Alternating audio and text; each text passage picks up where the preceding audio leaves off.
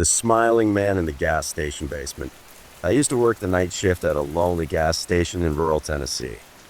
The place was practically a ghost town after sunset. The road it sat on had once been a major route, but after a new highway was built, businesses abandoned the area, leaving behind hollowed-out buildings that squatters and addicts claimed as their own. That night, when I clocked in at 8 p.m., the store was dead. Not a single customer. I figured it'd be an easy shift, just me, my phone, and the occasional snack or stock. By 11 p.m., with only an hour left, I decided to actually do some work. I was alone, which meant I could slack off most of the time as long as things got done. I noticed we were running low on barbecue chips, so I grabbed the keys and headed toward the storage room, which, for some godforsaken reason, was in the basement. I hated going down there. The basement was this damp, concrete pit with a single flickering bulb. The stairs creaked underfoot, and the air smelled like mildew and something faintly metallic. I was halfway down when I heard it, a loud thud from the far corner, followed by the unmistakable sound of footsteps. Fast, heavy, coming straight toward me. I didn't wait to see what it was. I ran asterisk. Back upstairs, I slammed the basement door shut and locked it, my hands shaking. My first thought was that some junkie had broken in, but why would they hide in the basement instead of stealing anything? I rushed to the security monitor and pulled up the basement camera feed. And there he was. A man standing perfectly still, staring directly into the camera with this grin, wide, unblinking, like he'd been waiting for me to see him. He wasn't dirty or disheveled like the usual drifters. He was clean-shaven, wearing jeans and a button-up shirt like he just walked out of some office job. But his eyes, they were wild, unhinged. I grabbed the store phone and called my boss, Frank. He answered groggily, pissed that I'd woken him up. "There's someone in the basement." I hissed. Frank went quiet. Then, in a voice I'd never heard from him before, he said, "Lock the front door. Don't call the cops. I'll be there in 15 asterisk." I didn't understand why he didn't want the police involved, but I wasn't about to argue. I bolted the entrance and kept my eyes glued to the monitor. The man didn't move. He just kept smiling. 3 minutes passed. Then, without warning, he stepped out of frame. Frank showed up 10 minutes later, carrying a shotgun. He didn't say a word as he unlocked the basement door and motioned for me to follow. I didn't want to, but I also didn't want to stay alone. We searched every inch of that basement. Nothing. No sign of forced entry, no footprints in the dust, no trace that anyone had ever been there. Frank exhaled, rubbing his face. "You're tired. Probably just saw a shadow But I knew what I saw. As we walked back upstairs, I caught Frank glancing at the camera one last time, like he was afraid of what might still be watching. I quit not long after. I still don't know who, or what that man was. But sometimes, when I drive past abandoned gas stations at night, I wonder if he's still down in some dark basement somewhere. Smiling.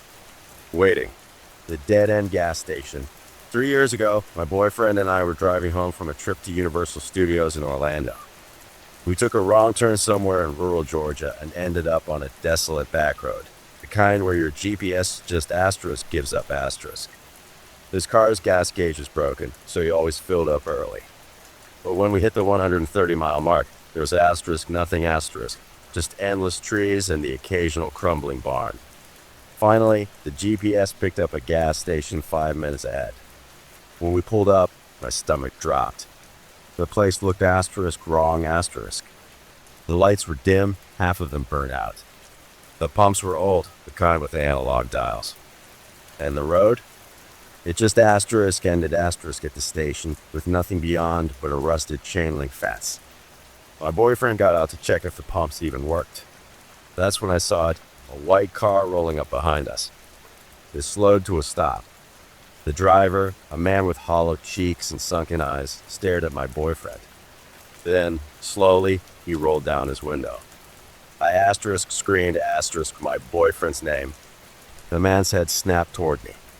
For a second, we just asterisk looked asterisk at each other. Then he threw the car in reverse and asterisk sped asterisk off, tires spitting gravel. We didn't stick around to see if the pumps worked. Later, my dad told me that road was infamous. Asterisk. They find bodies out there. Asterisk, he said casually, like he was talking about the weather. I still wonder what would have happened if I hadn't been in the car that night. The man with the white truck. When I was 18, my boyfriend worked the night shift at a 7-Eleven in a sketchy part of town. I'd pick him up around midnight, and sometimes I'd show up early to hang out. One night, I parked on the side of the building out of view of the cameras, but close enough that I could run inside if needed. A white pickup truck idled nearby, a man in his late 30s leaning against it. As I walked past, he stepped into my path. Asterisk, hey. Asterisk, he said, asterisk. My truck won't start.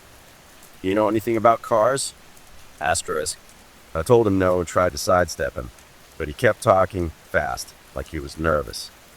Asterisk. I just need a jump. Or maybe you could call my girlfriend. My phone's dead. Asterisk. Something felt asterisk off asterisk. Then I mentioned my boyfriend worked inside, and his whole demeanor changed. His smile dropped. His eyes flicked toward the store.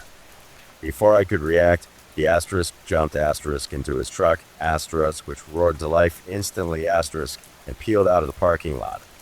I never saw his plates. But asterisk did asterisk notice the back of his truck and no license plate at all. The midnight gathering. Last year, driving back to Alabama from Delaware, I stopped at a gas station in the middle of nowhere, Virginia.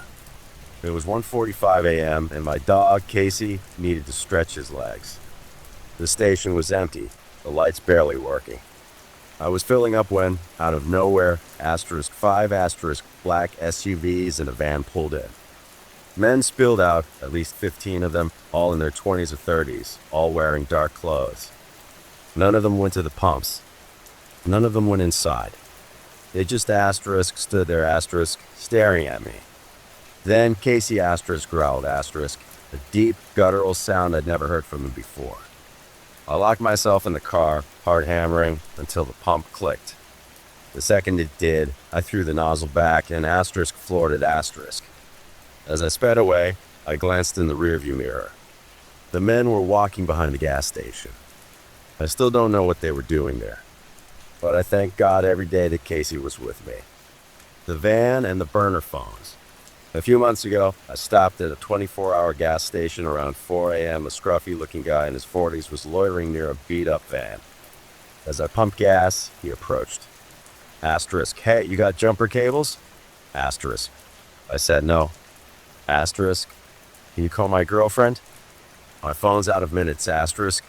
Against my better judgment, I dialed the number he gave me. Asterisk, mailbox full, asterisk. He gave me another number. Same thing. Then he asked for asterisk ride, asterisk, said his car was at another gas station a mile away. I knew that station. It had been asterisk closed for hours, asterisk. As he turned to get his bike, I yanked the nozzle out, jumped in my car, and asterisk got the hell out of there, asterisk. Part of me still wonders if he really needed help, but the rest of me knows better. Gas stations at night? Psst, never, asterisk, let your guard down.